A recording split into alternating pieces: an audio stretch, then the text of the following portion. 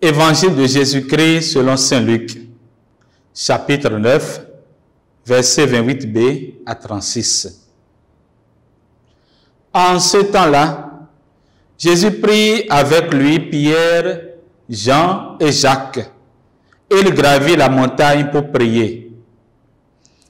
Pendant qu'il priait, l'aspect de son visage devint autre, et son vêtement devint d'une blancheur éblouissante. Voici que deux hommes s'entretenaient avec lui. C'étaient Moïse et Élie, apparus dans la gloire.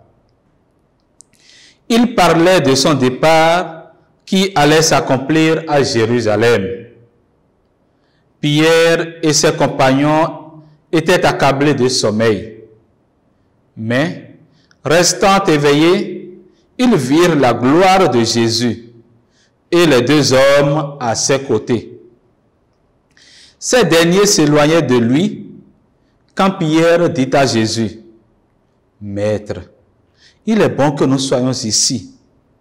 Faisons 3 tentes, une pour toi, une pour Moïse et une pour Élie. » Il ne savait pas ce qu'il disait.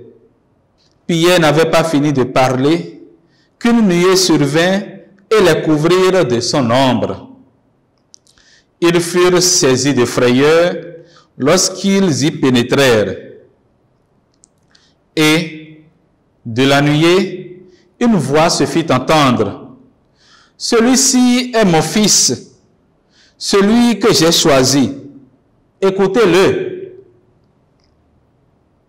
Et pendant que la voix se faisait entendre, il n'y avait plus que Jésus seul. Les disciples gardèrent le silence et, en ces jours-là, ils ne rapportaient à personne rien de ce qu'ils avaient vu. Acclamons la parole de Dieu.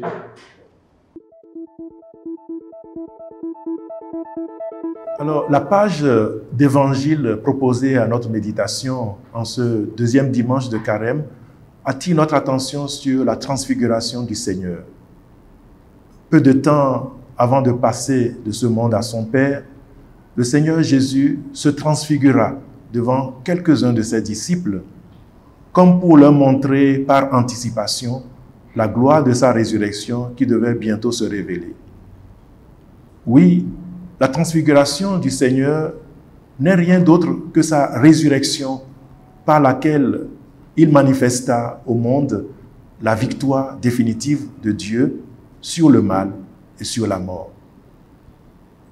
De ce point de vue, Jésus veut donner aux 3 disciples choisis pour la circonstance, c'est-à-dire Pierre, Jean et Jacques, un avant-goût de la gloire définitive devant se révéler au monde par sa résurrection. Gloire à laquelle tous ceux qui croient en lui seront associés. Et dans le texte que Luc nous présente, quelques images clés montrent le lien étroit entre la transfiguration et la résurrection. La première image est celle de la transfiguration elle-même, telle que décrite par l'évangéliste Luc.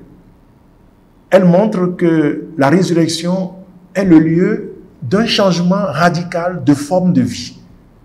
Le texte dit, pendant qu'il priait, l'aspect de son visage devint autre et son vêtement devint d'une blancheur éblouissante. Le transfiguré est un ressuscité en ce sens qu'il passe d'un monde physique et sensible à un monde renouvelé qui échappe entièrement aux lois de la nature, lesquelles n'ont plus de prise sur lui. Le Christ transfiguré devient alors lumière, rayonnant d'une clarté autre que celle des éléments de la nature, la clarté de la gloire de Dieu qui, selon les Saintes Écritures, est toujours une gloire lumineuse. Une autre image forte par laquelle l'évangéliste nous montre le lien étroit entre transfiguration et résurrection, c'est le dialogue entre Jésus et les 2 personnages du passé, c'est-à-dire Moïse et Élie, qui lui apparurent. Cette apparition et cet entretien montrent que la résurrection est le lieu où le temps et l'espace disparaissent.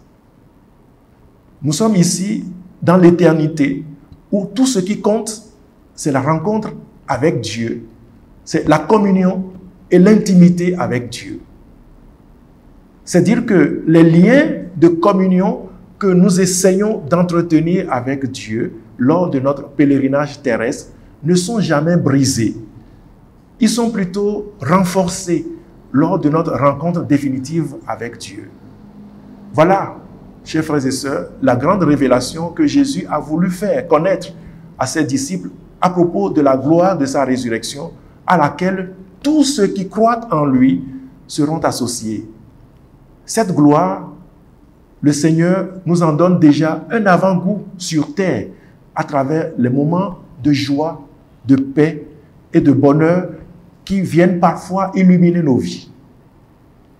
Mais le drame, c'est que l'homme, la plupart du temps, cherche à s'accrocher à ces moments de gloire qui ne sont qu'une pâle figure de la gloire définitive devant se manifester à la fin des temps. Et nous voyons cette tendance se manifester de façon forte chez les disciples, notamment chez Pierre, qui, transporté par le bonheur du moment, n'hésite pas à faire cette demande à Jésus. « Seigneur, il est heureux que nous soyons ici. Si tu le veux, je vais dresser 3 tentes, une pour toi, une pour Moïse et une pour Élie. » Oui, Pierre, face à la gloire dont le Seigneur ne lui révèle qu'un avant-goût, se croit déjà propulsé dans la gloire définitive. Il veut s'y fixer au point d'implanter 3 tentes. Les tentes faisant figure ici du désir de l'homme de s'enraciner de façon pérenne dans les biens terrestres qui ne sont qu'un reflet de la gloire définitive. Et face à cette tendance manifestée chez Pierre, la réaction du ciel ne se fait pas attendre. De la nuée lumineuse qui couvrit les disciples au point de les faire tomber la face contre terre, la voix du Père Céleste se fit entendre. « Celui-ci est mon Fils bien-aimé, en qui j'ai mis tout mon amour, écoutez-le. » Par opposition au désir de jouissance immédiate de la gloire révélée, les disciples sont donc invités. Alors, quel lien établir entre ce texte et le thème de l'année pastorale? Nous voyons que le désir de conversion naît de la contemplation de Jésus, laquelle consiste en une vie de prière constante. La conversion n'est pas une entreprise de nature exclusivement morale. Ce n'est pas une loi qui nous tombe dessus. Il s'agit de contempler Jésus, de le prier, d'avoir le désir de rester avec lui, de devenir comme lui, de communier à sa vie. Et notre Église diocésaine ne doit pas seulement être une assemblée qui chante et qui danse. Non, elle doit être un peuple qui prie et contemple. Un peuple soucieux de devenir ce qu'il contemple. Et là se trouve le contenu même de notre thème d'année pastorale. Dans la page d'évangile, nous notons que Jésus ne consent pas à la demande de bâtir des tentes pour prolonger indéfiniment le moment de contemplation. Il descend plutôt avec les disciples pour leur montrer que la contemplation doit déboucher sur l'action. Oui, la contemplation sans l'action n'est que rêverie. Et l'action sans contemplation préalable n'est qu'activisme. Notre thème le dit bien. Église convertie au service de tout l'homme. Alors, la question que nous devons nous poser est la suivante. Est-ce que nous avons l'habitude de faire des prières de contemplation? Presque toutes nos paroisses ont des chapelles d'adoration perpétuelle, mais plusieurs chrétiens n'y ont jamais mis pied.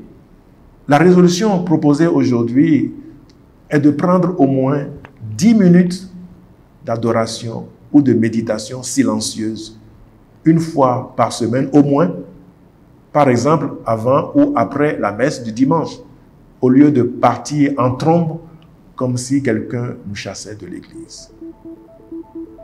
Bonne méditation.